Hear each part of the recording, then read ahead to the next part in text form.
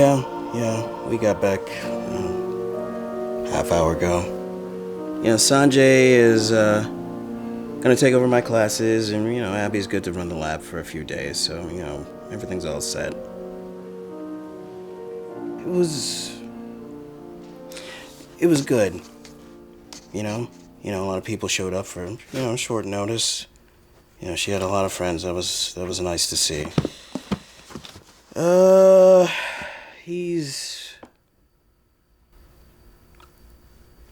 He's fine, I guess.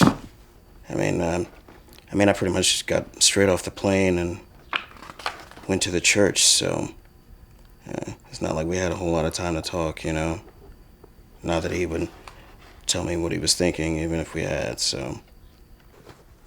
I know. I miss you too. I'll call you tomorrow. I'll let you know. Give Ben a hug for me, alright? Alright, I love you too. Bye-bye.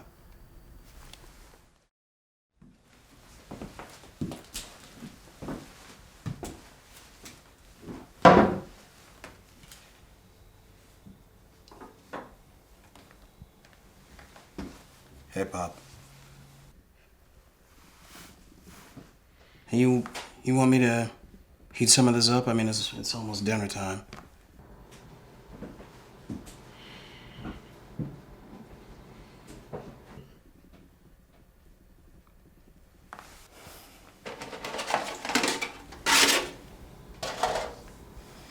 I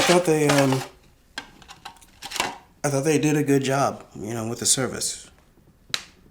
And it was nice. It was upbeat. For a funeral. Mom's friends were there. It was nice. I can't see as how you have a right to say anything about her funeral. You don't even believe that your mother had a soul. You think all that's left of her is just a rotting corpse. Pop, come on. Pop, that's not what I believe, okay? She's still with us, in our thoughts, in our memories. Okay. Apparently we have to have this conversation again. I get it. Just not tonight, okay? Please, just not tonight. You're right. It is pointless to talk about salvation with an unbelieving, ungrateful son. You broke your mother's heart. Pop.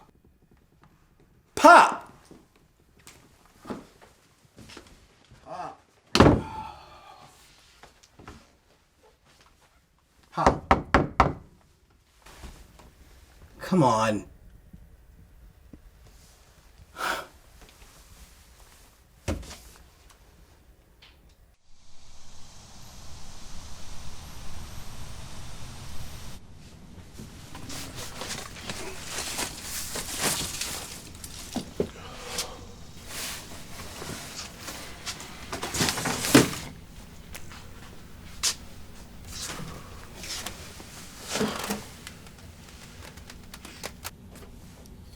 Hey, Pop, you alright? Yeah, I'm just catching my breath. Alright, well, we got plenty of time. We don't have to get this all done today, so. No need in letting this stuff lay around here. Your mother's got no use for it anymore. And Lord knows there's no cause to decorate heaven. Yeah, unless she knew how to go all out when she was celebrating. Hey, you remember that time for, my 10th birthday? We had that Olympics party,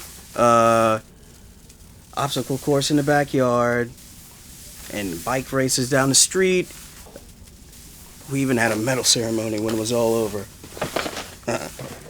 Man, my friends talked about that party for years. Yeah, I remember. You sure you're alright, Pop? You know when we get you water? I said I'm fine. The faster we sort through this, the faster you can go home and get on with your life.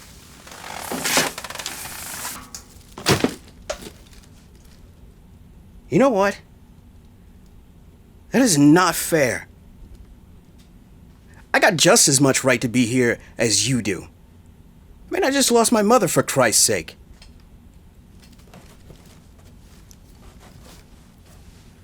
I loved her too, Pop. The only reason I'm here is to help you and say goodbye. And the least you could do is acknowledge that. Hello? Josie Dudley. She's in the choir with your mother. I know who she is, Pop. Back here, Josie. Well, there you all are. I wondered what the Wade men would be getting into today. I just wanted to bring over this chicken casserole for lunch. Morning, Josie. I appreciate this. Thank you, Mrs. Dudley. Well, would you look at all this? Whoever knew Margaret had such a passion for decorations? Ethan, take the casserole off Miss Dudley's hands. I know it's got to be getting heavy. Oh, well, Ethan, sweetie, how are you holding up? Seems like ages since you were home last. Your mother was always talking about your family and, your research. You study ants, right? But not how to get rid of them? Yeah. Yeah, well, I mean, actually, me and my team, we study a very specific species of ant and the way they communicate. Is that so? How fascinating. Yeah. I mean, all species of ant, as it turns out, their communication is very modular and chemical. They have their own kind of language. Only for them, chemical traces for them are like words for us. Well, I mean, we study a very specific ant. It's the Argentine ant. You may have heard of it. It's considered an invasive species, but I mean... Well, your mother sure was proud of you. Well, I talked to her about it. I guess I didn't know she had any real interest in my work. So. Of course she did. She was your mother. Yes, she was. We prayed for you too. In Bible class nearly every week. I hope you're going to let Jesus back into your heart soon. Well, that's nice. Thank you. I appreciate you thinking of me. Of course, of course. We're going to miss your mother so very much. She made the best Christmas cookies. Excuse me. Thanks for coming by, Josie.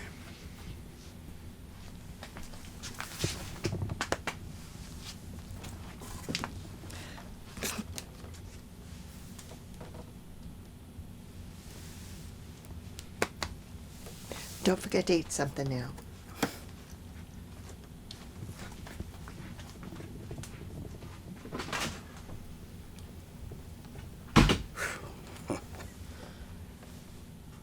Well, I guess she hasn't changed much. Still got everybody else's business in her prayers but her own. It was good of her to bring us something to eat. Obviously, Pop. I'm not saying she did anything wrong. I just... Why don't you take the casserole up and put it in the refrigerator with the others?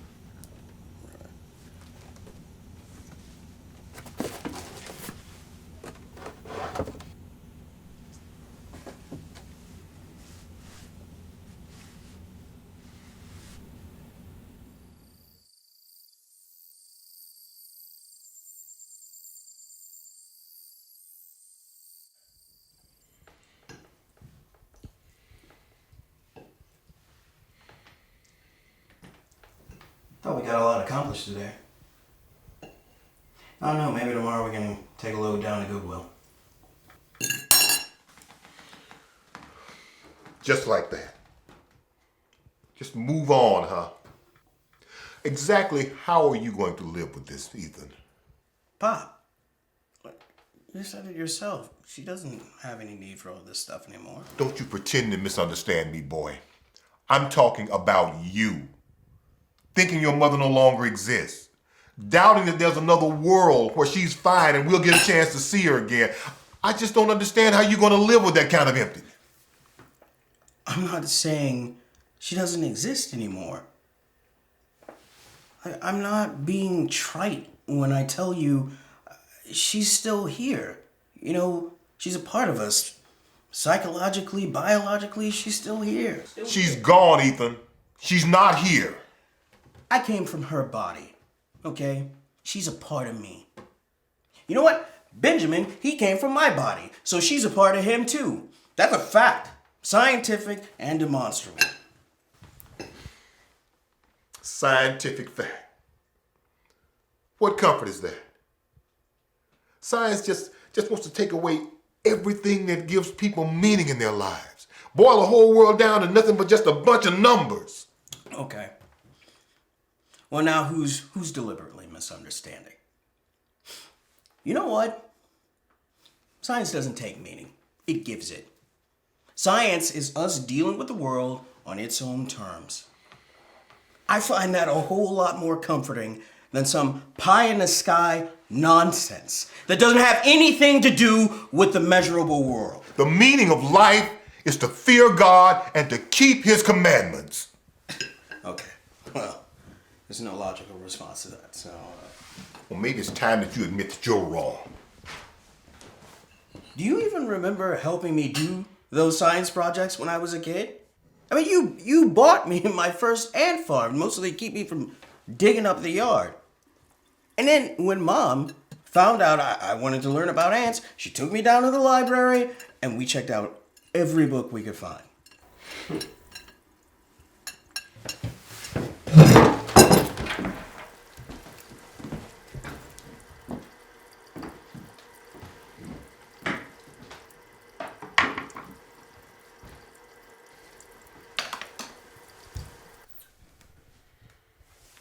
That Christmas, when I was 7, and you and Mom got me the big telescope. Becca and I just gave that telescope to Ben for his 5th birthday. He knows more constellations than I do. He's a smart kid.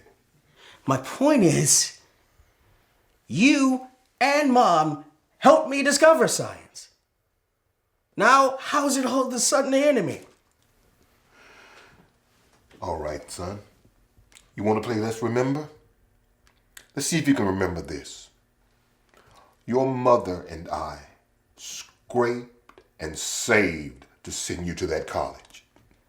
Then when it was all over, you came back just to tell us that you had abandoned God, to rub it in our faces.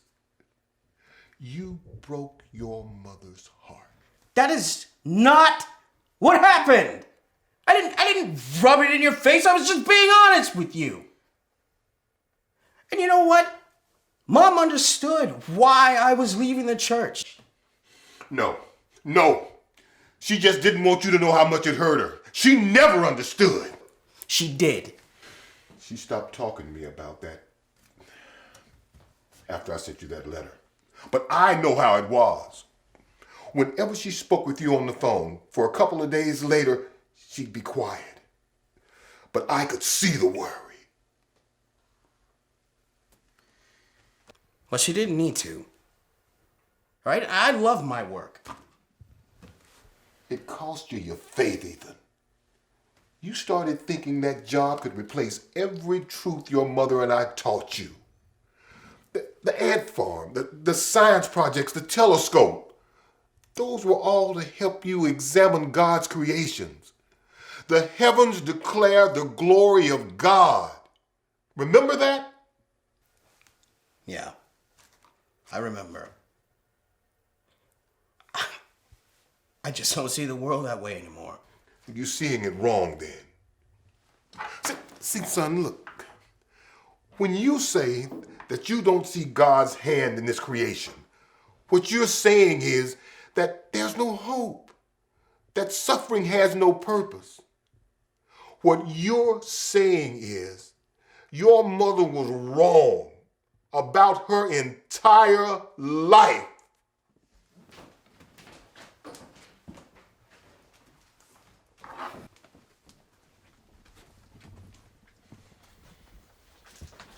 on, Pop.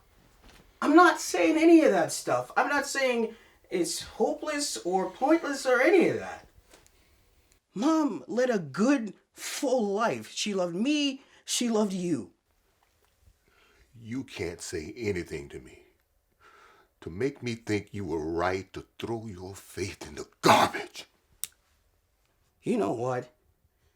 We've been having the same fight for 15 years, and you have never once heard me out. I mean, what's the matter? You scared? Huh? You think if you listen for too long, I'll make too much sense? You broke your mother's heart, and now she's not here for you to apologize to. I hope you're happy. I didn't expect Mom to die. I didn't want her to die. She just did. And I got just as much right to comfort as you do. You know what's funny? I haven't even gotten to the grieving part yet, because I'm so busy fighting you off or making peace with you, or whatever the hell it is we keep doing. I'm her son. I'm your son. How come you can't just give me a chance to tell you how I see it?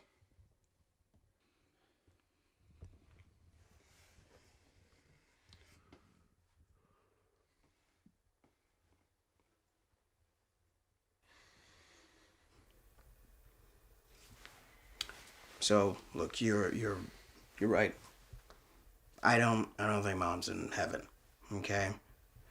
But look, just give me a chance here, okay? It's not like I have some big speech planned out in my head. Okay, so the way I like to think of it is all of our bodies have this kind of a molecular trajectory. Okay? All our cells are constantly either growing or dividing and even dying, right? But they're just making way for new life.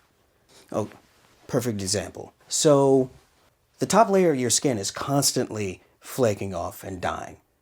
Okay, but it's just making way for new cells to push up from the bottom. And we're literally just being rebuilt from the inside out. Skin is not the issue. No, okay. Look. There's this idea in science called the law of the conservation of energy, right? It says that the universe, it's a closed system, okay? And so, because it's closed, energy can't be created and it can't be destroyed. It can only change forms. To me, that's what death is. It's just a change in form. I don't get your point. My point is, Mom is not gone. She's all around us, and not some mystical way, but I mean in ways that can be observed and calculated. Her body is in flux the same way it was her entire life. It's gonna keep changing. And she's going to go on and she's going to become a part of the world in a different way than she was before. Her molecules will be reorganized and her energy will be dispersed into the world, but it'll never actually be gone. It's always going to be around us. There's literally no other place for it to go. That's not exactly biblical, son. No, it's not. But it makes sense, doesn't it? And to me, it's a whole lot more comforting than any of the stuff that I was getting in that funeral today. Oh, smile, she's with Jesus. You know, Jim Rowe, he actually walked up to me and said, "Oh, you just being selfish. You know, God needed her more than you did." Yeah, he told me that too. There's this idea across all kinds of fields of science that says that every creature that's ever been, Earth, the moon, the galaxy, every person that's ever been, they're all made out of the same stuff. They're all built from materials that were forged in stars. You know, and eventually that's where we're all gonna go back to. It's not heaven, I admit it.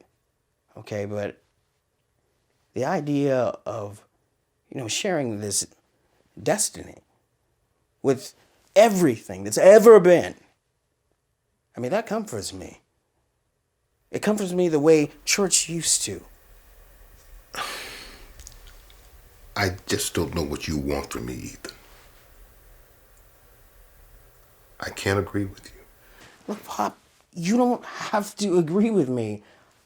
All I'm trying to tell you is I can't agree with you either.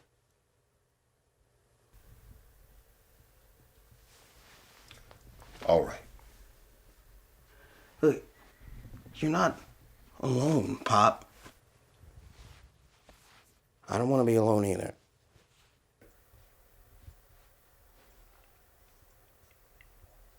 All right. All right. You know, I think I've had about as much of this conversation as I can take. Maybe we can go sit out on the back for a while. Sounds good, Pop. You can tell me about that grandson of mine, how he's doing. Maybe we can see if we can name some of those constellations that he knows.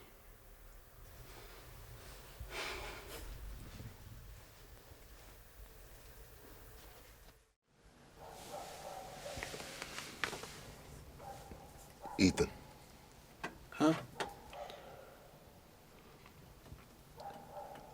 I do remember the ant farm. You quit digging up the backyard, sure enough. You had those ants running up and down your bedroom wall. Gave your mom quite a shock, if I recall.